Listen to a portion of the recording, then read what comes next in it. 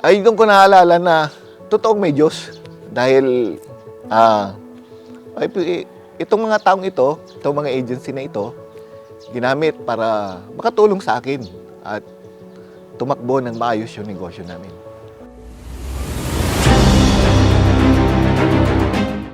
Ang kandila na nakapagbibigay liwanag sa dilim ay literal na nagbigay liwanag sa buhay ni Ginoong Norberto de Vera, isang negosyante mula sa Barangay Bongato, East Bayambang.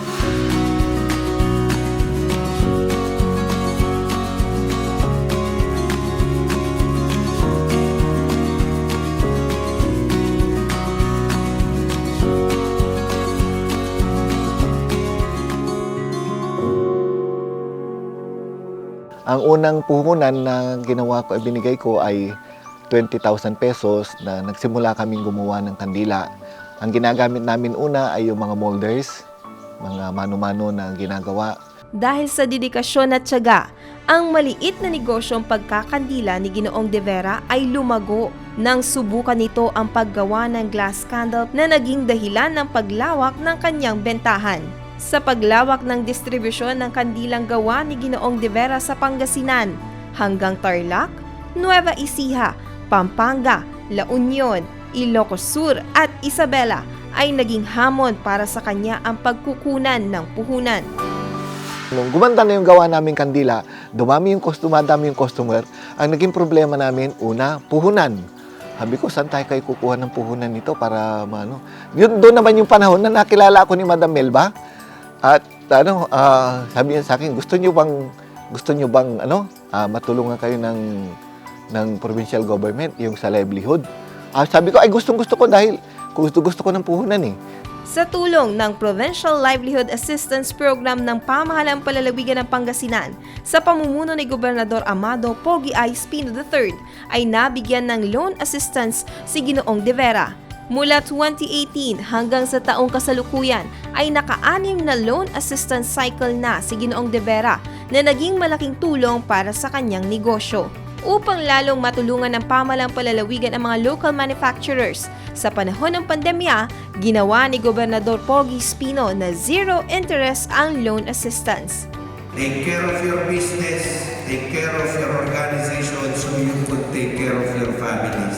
Maganda po ang return of investment natin. Malaki na po sa panahon pa po ni Papa, ni Apo former governor, former congressman, Amado Espino Jr., na pintas ni Subliti Cuartan. Ibig sabihin, maganda po pag-aalaga ninyo sa negosyo ninyo.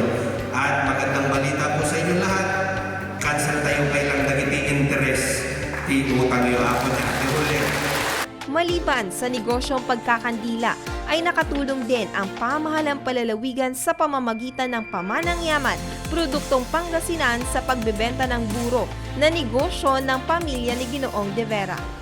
Nung nakita ng provincial government yan, sabi nila, ay tulungan natin itong mga nagnenegosyo ito. Nakita nila, tinawagan nga ako na ibenta nila sa karaban ng probinsya. Itutuwa ako kasi sa panahon ng pandemic talagang wala kaming benta. 2020, 2021, yung dating kinikita namin sa buro nawala. Support our producers here in the province. Ito po ay para hindi natin makalimutan yung mga dati pong binibigay sa atin o ini-introduce, pinapakain o mga produkto na tinatangkilik natin noon mula po nung mga panahon pa po ng ating mga ninuno, ng ating mga magulang. Ang pagsisikap at patuloy na pagtulong ng pamahalang palalawigan ang naging daan para makapagpundar ng ikalawang bahay, ekta-ektaryang sakahan at bagong pasilidad ng kanyang mga negosyo si Ginoong de Vera. Ang Provincial Livelihood Assistance Program ay isa sa mga programang inilunsad ni dating Gobernador Amado T. Espino Jr. na pinaigting at pinalawak palalo ni Gobernador Amado Pogi I. Espino III upang bigyang oportunidad sa pagnenegosyo ang mga kooperatiba at MSMEs sa Pangasinan. Sa administrasyon ni dating Gobernador Amado T. Espino Jr., umabot sa 70.16 million pesos financial assistance ang ibinigay sa 196 groups or MSMEs at 18,049 beneficiaries. habang sa pamumuno ni Gobernador Amado Pogi I. Espino III, nasa 157.58 million pesos loan assistance ang ibinigay na sa 448 groups or MSMEs at 31,404 beneficiaries. Itinuturing na kayamanan ng pamahalang palalawigan ng Pangasinan ang mga lokal na negosyante, kabilang na ang mga kooperatiba at micro, small and medium enterprises na may malaking naitutulong sa patuloy na paglago ng ekonomiya ng Pangasinan.